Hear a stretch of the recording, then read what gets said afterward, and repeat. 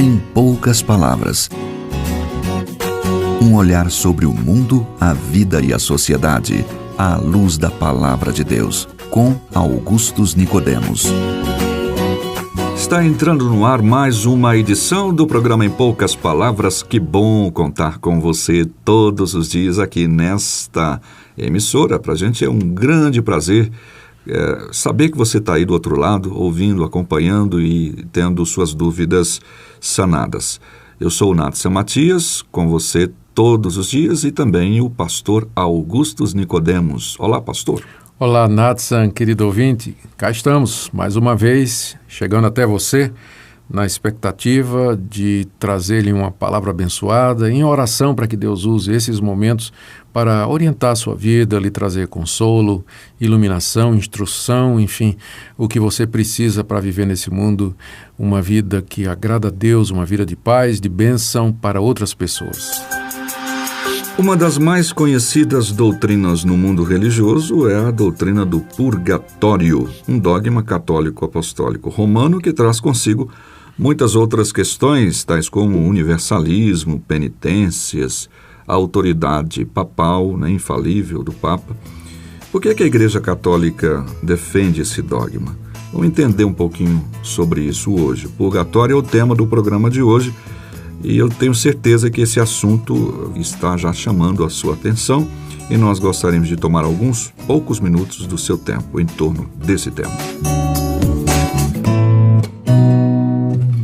Pastor Augustus, sei que você vai definir antes o termo em suas origens, causas, motivos e tal, mas como é que nós podemos ajudar aqueles que acreditam na existência do purgatório?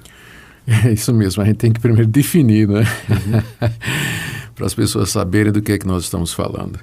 Bom, de acordo com a Igreja Católica, Natsan, e aqui eu estou lendo o Catecismo da Igreja Católica, que foi publicado pela Edições Loyola, em 2004, está aqui na página 290.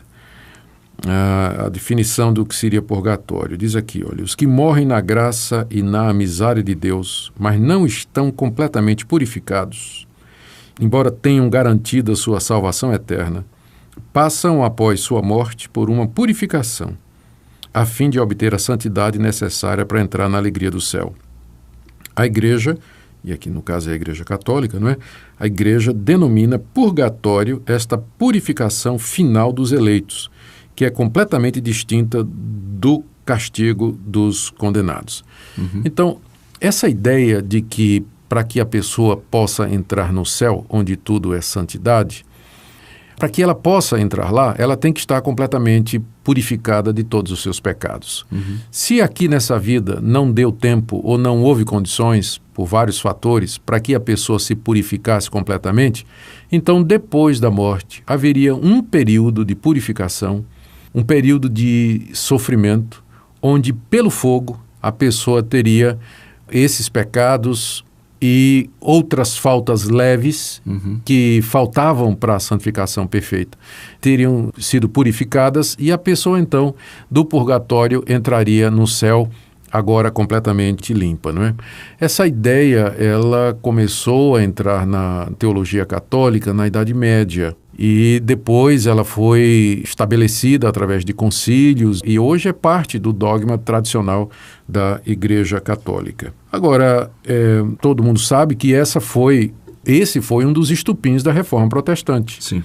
O que é que aconteceu? Na época, no século XVI, apareceram os vendedores de indulgências, especialmente o tesoureiro, um dos tesoureiros do Papa, que era o Tetzel, alemão. Ele passava pelas cidades da época oferecendo o perdão papal para que a pessoa não tivesse que demorar muito no purgatório depois da morte. Funcionava mais ou menos assim. Se você comprasse uma indulgência, quando você morresse, em vez de você passar 10 anos no purgatório sofrendo antes de entrar no céu, dependendo da indulgência que você comprava, você ia passar 2 anos, 1 ano, ou às vezes não ia passar tempo nenhum né? As indulgências variavam de acordo com o preço também com que eram oferecidas. E foi essa venda de indulgências do Tetzel que provocou um monge agostiniano chamado Martinho Lutero. Martinho Lutero ficou revoltado com aquilo quando viu que o perdão de Deus poderia ser comprado com dinheiro, e ele não concordou absolutamente com isso, não concordou. O Tetzel dizia que quando a moeda caía tilintando no cofre, a alma saía voando do purgatório. Isso revoltou Lutero, porque ele percebeu que o perdão de Deus estava sendo oferecido por dinheiro. E ele então começa a reforma protestante em cima dessa revolta, né, com essa prática que ele achava que não estava de acordo com a Bíblia, a palavra de Deus. Há vários motivos, Natsan, pelos quais nós não podemos concordar com essa ideia. Primeiro, porque você não vai encontrar na Bíblia. Os textos que são usados para dizer que depois da morte, a pessoa que é de Deus, a pessoa que é salva, ela sofre ou ela purga pecados, são textos extraídos fora de contextos. Não tem nenhuma referência à vida após morte. Só para te dar uma ideia, lá em 1 Coríntios, capítulo 4, o capítulo 3, o apóstolo Paulo fala de que no dia do juízo as obras de cada um serão provadas pelo fogo. E aí, se a obra permanecer, essa pessoa receberá galardão. Se ela não permanecer, a pessoa será salva, ainda que pelo fogo, sem ter recompensa ou galardão nenhum. Então, esse texto está só falando do que no dia do juízo, Deus haverá de examinar as nossas obras e em seguida encaminhar para a glória, para o paraíso. Alguns receberão o que a gente chama de galardão, que são recompensas da parte de Deus, e outros não, mas todos irão. Então, ali não está falando de um período de sofrimento depois da morte. Isso é apenas uma amostra de como se torce o texto bíblico para tentar provar esse tipo de coisa. Então, esse é o primeiro argumento. Por que nós não podemos aceitar isso? Segundo, aceitar o purgatório seria diminuir a obra de Cristo, porque a ideia do purgatório é o seguinte: você não foi purificado aqui, nesse mundo, então você tem que ter um período depois da morte para terminar a sua santificação, para poder entrar no céu. Mas onde é que fica o sacrifício de Cristo? Aí a obra de Jesus não foi realizada totalmente. Exatamente. Para que ele sofreu? Para que ele derramou o seu sangue? Por que ele disse está consumado? Por que a Bíblia diz que ele é um Salvador perfeito, completo, que a sua obra é eficaz, que o sangue de Jesus nos purifica nos purga de todo pecado? Se uma pessoa aqui nesse mundo se arrepende dos seus pecados e crê no Senhor Jesus Cristo, ela tem a vida eterna, ela tem o perdão completo aqui e agora. E é claro, ela vai viver uma vida de santidade não para merecer o céu, porque não é pelo merecimento, mas é como agradecimento a Deus pelo fato dele ter mandado seu filho para morrer na cruz pelos nossos pecados. O que purifica pecado não é o nosso sofrimento, mas o sofrimento de Cristo. Todo sofrimento vicário é o dele. Não tem outro tipo de sofrimento vicário em favor dos outros. É o sofrimento dele que purifica pecado. O meu sofrimento não purifica pecado nenhum. Eu só estou recebendo o castigo que eu mereço. Mas isso não tira a minha culpa, não tira a minha culpa. O que tira a minha culpa é o sofrimento de Cristo. E ele morreu há 2000 anos, sofreu há 2000 anos atrás naquela cruz, de uma vez por todas, e ele pode salvar, como diz a carta aos Hebreus, perfeitamente aqueles que por ele se chegam a Deus. Então, esse é o segundo motivo, Natsan, pelo qual eu não posso acreditar na doutrina do purgatório. Tem uma terceira razão, espero que o nosso tempo dê. A terceira razão é a seguinte: quando eu procuro na Bíblia o que é que acontece depois da morte, eu vou encontrar que a Bíblia menciona apenas 2 lugares, o céu ou o inferno. Não tem alternativa aí, não tem um lugar no meio. No meio termo, né? Não tem. O céu é para aqueles que se arrependeram dos seus pecados, pediram perdão a Deus e se voltaram para Deus através de Jesus Cristo, recebendo Jesus Cristo como único e suficiente Salvador.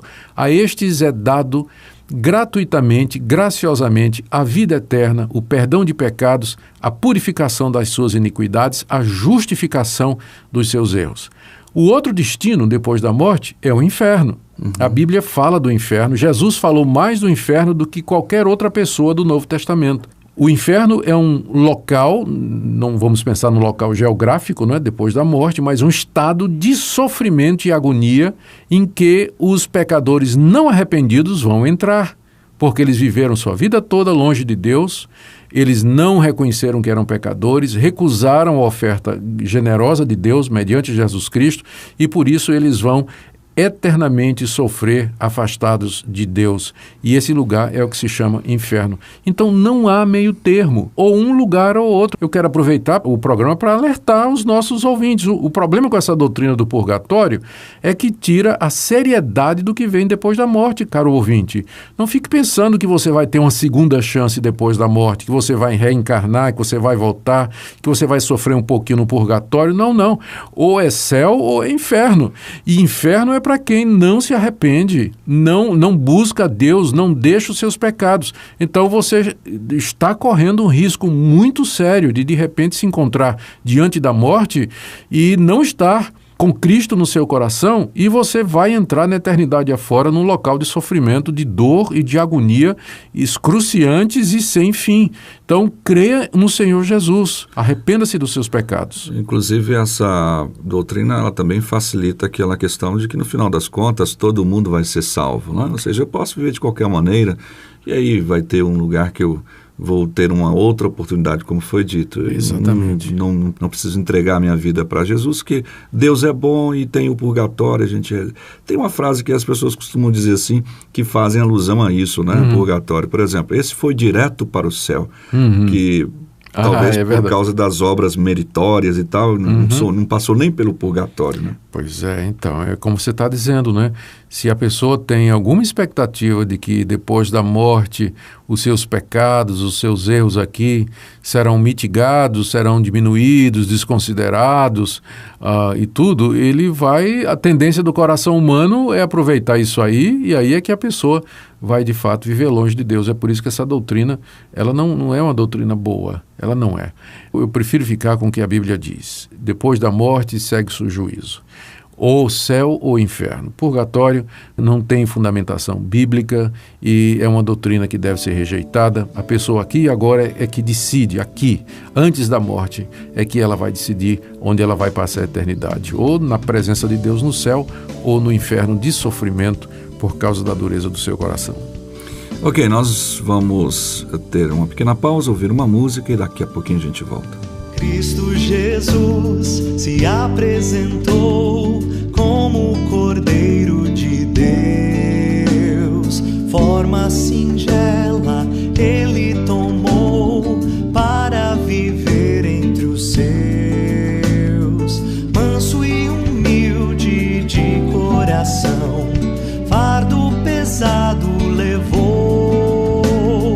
Veio calado dando perdão que lá na cruz conquistou. Dai louvor ao Cordeiro de Deus. Glória, honra e domínio são seus.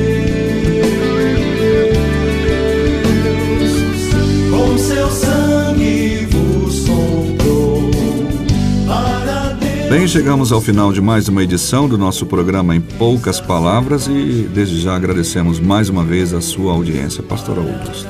Querido ouvinte, obrigado pela sua audiência. Lembrando que está escrito: creia no Senhor Jesus e serás salvo, tu e a tua casa. Deus te abençoe e até o próximo programa. Se você deseja saber mais sobre esse e outros assuntos à luz da Palavra de Deus, domingo às 9 da manhã ou às 7 da noite. Será um prazer conhecê-lo pessoalmente.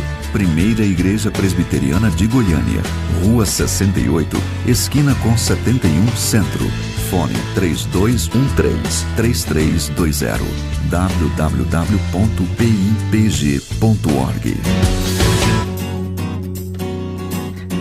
Em poucas palavras, um olhar